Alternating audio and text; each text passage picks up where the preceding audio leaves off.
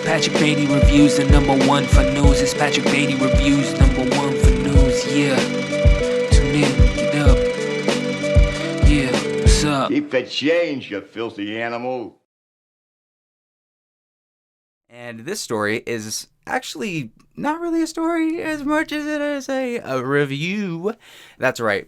Starting now and maybe moving forward into the next coming months while I'm working out the kinks for Gaggle of Geeks, I'm going to be posting some of my reviews from here and then chopping them up and putting them up in individual videos so that you don't have to watch this whole show to see it, but you can still see a review coming out.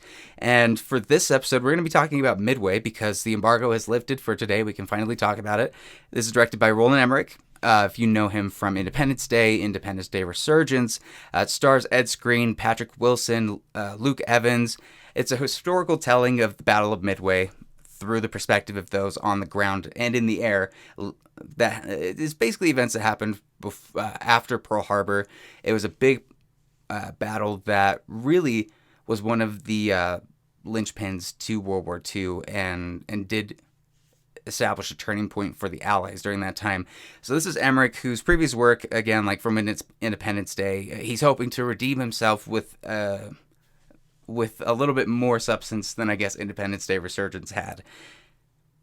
And while he's going for a hard epic like thriller, it very much is in the vein of Michael Bay's Pearl Harbor.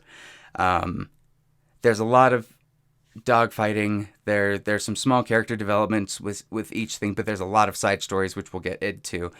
While it's epic in scale, though, Midway can't really carry its own weight on takeoff, and the story, the narrative, the characters that it built, it ends up sinking the movie completely because of it. So let's get into why. The acting, first of all, our lead character, Ed Skrein, you might know him from Deadpool, who he played Ajax.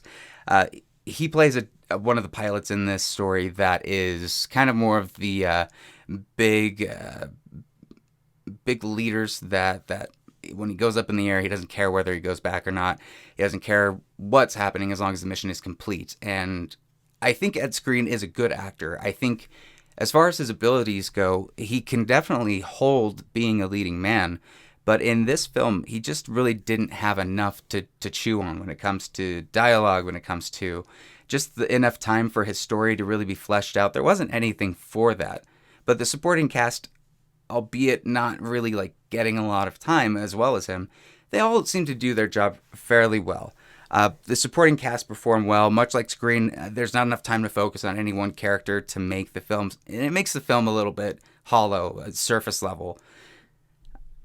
And Joe Jonas, I mean, I remember we were sitting watching the movie, me and a couple other friends, and when Joe Jonas had come up on screen, one of them turned to me and said, "How many damn boy band characters are going to be involved in these wartime films?" Because Dunkirk infamously had Harry Styles in the film.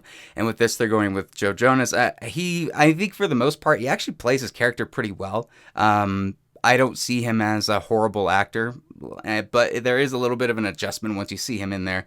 And I don't think that's something he's going to escape until he's a leading man in his own film and can maybe go past the music spotlight. But in any case, his character was pretty good.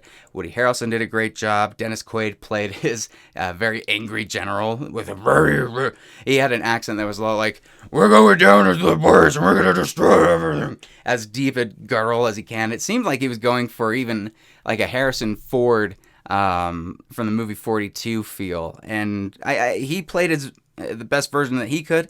The problem with the film is just they don't have enough time with each individual character, so that when you cut to them and you move into the battle, it's so fast that you're just like getting like basically drug into the next scene when you're still wanting to learn more about what you're looking at from the scene before.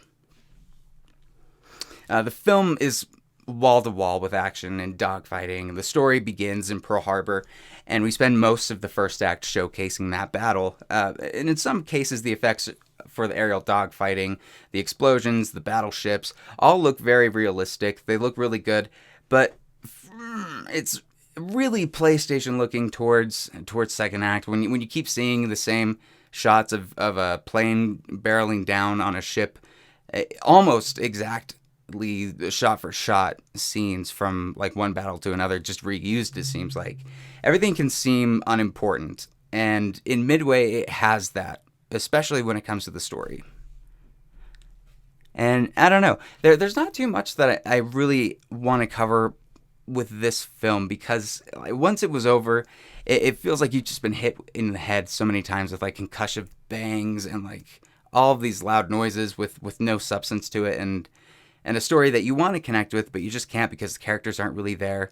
It's very repetitive. The pacing is off. If you feel the runtime in this movie, it's a film that you've seen already with Michael Bay's Pearl Harbor, but almost I might even say that I like Pearl Harbor better than Midway, because at least with that, you have some charismatic acting done by Ben Affleck, and I just don't know with this one. It definitely wasn't the movie that I was expecting. It's not the best film that you're going to be seeing this year. I wouldn't highly recommend this, but if you're a fan of war films, you do like that genre of filmmaking, I definitely would go and check it out, just in that sense. But if you guys feel like after seeing the trailer, you don't really miss anything, then I would say don't worry about it.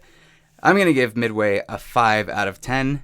What do you guys think about it? It's coming out this weekend, so go ahead and check it out. Let me know in the comments below what you think. And yeah, midway through the movie, I did not like it. How about that?